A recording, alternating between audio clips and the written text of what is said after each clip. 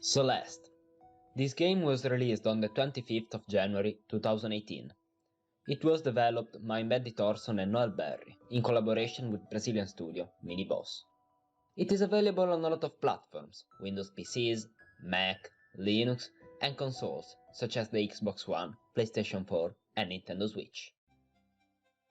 Celeste is a platformer. Basically, your goal is getting your character from point A to point B by jumping. The game is made up of almost 30 levels, with each level having its own peculiarities and additional challenges. The core mechanics are the following three movements: moving and jumping around, grabbing onto walls and climbing them, dashing. A dash is a movement extension that allows you to move faster for a brief amount of time in any of the 8 directions.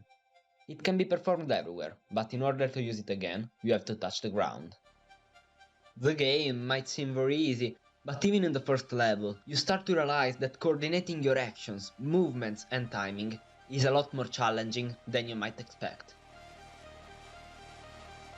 But why does Celeste feel so good to play? Celeste's soundtrack is wonderful, and while playing, it feels so nice to listen to. Celeste was nominated for the Best Soundtrack at the Game Awards 2018, and it won the prize for the Best Audio at the Game Developers' Choice Awards 2019.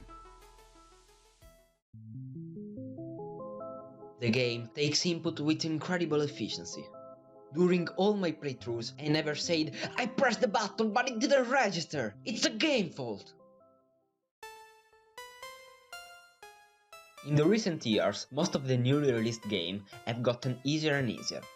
In the past, you used to pick a game and nerd on it for hours and hours in order to achieve a goal. Nowadays, most casual gamers are just looking to fill up time, instead of focusing on doing their best. Players looking for a challenge have shifted to multiplayer online games. Sadly, I feel like beating others has become more important than overcoming yourself, and I think that isn't as fulfilling. Celeste is a hard game. I've seen many of my friends drop it after the first or second level. The only reason I keep spending hundreds of hours playing the game is the fact that it continues to give me new challenges every time.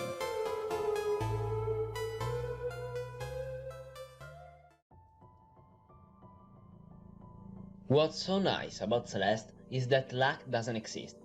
There are no enemies with random movements. There are no excuses. Your success depends only on your skills. In Celeste, using the boost given by dashing, you can perform very particular techniques. There are more than 50 of them, and some are very easy, but others are very advanced and precise. Some examples include the super dash, the wave dash, the wall bounce, and the demo dash. Because of the huge variety of moves, there's always something new to learn. Slowly, step by step, you'll get better and more consistent in what you do, and that can feel very satisfying.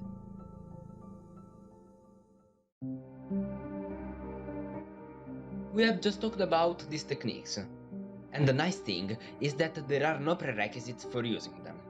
You don't have to hit a checkpoint to unlock them. On your first playthrough, you learn all the techniques over time. But if you play through the levels over again, your effort is not wasted. Instead, having to unlock the mechanics every time is the basis for Metroidvania games. And this is the reason why I'm not fond of other popular and prized platform games, such as Hollow Knight and Ori and the Blind Forest. I feel like this detail doesn't fit in a platformer, and is just an obstacle for the real goal, which is getting better and better in your movements.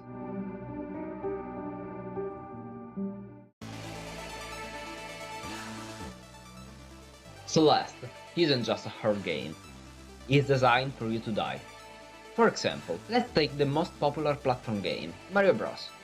It wasn't designed for you to die repeatedly. Instead, the player should die a couple of times and then complete the level. This is obvious if you notice the length of the dying animation. Plus, after dying, you have to re-enter the level and see through another animation, wasting seconds every time. In the normal game, this isn't a problem, but in mods, you have to die many times before completing a level, and it can get very frustrating, wasting all of your time watching animations. In Celeste, dying is almost immediate, and swoosh! Before you know it, you're on to your next attempt.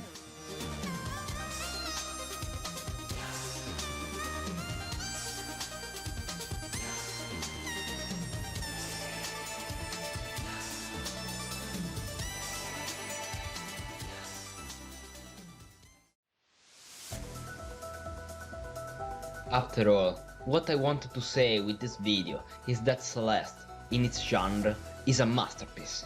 It has everything a notable platformer needs. The playing experience is top-notch.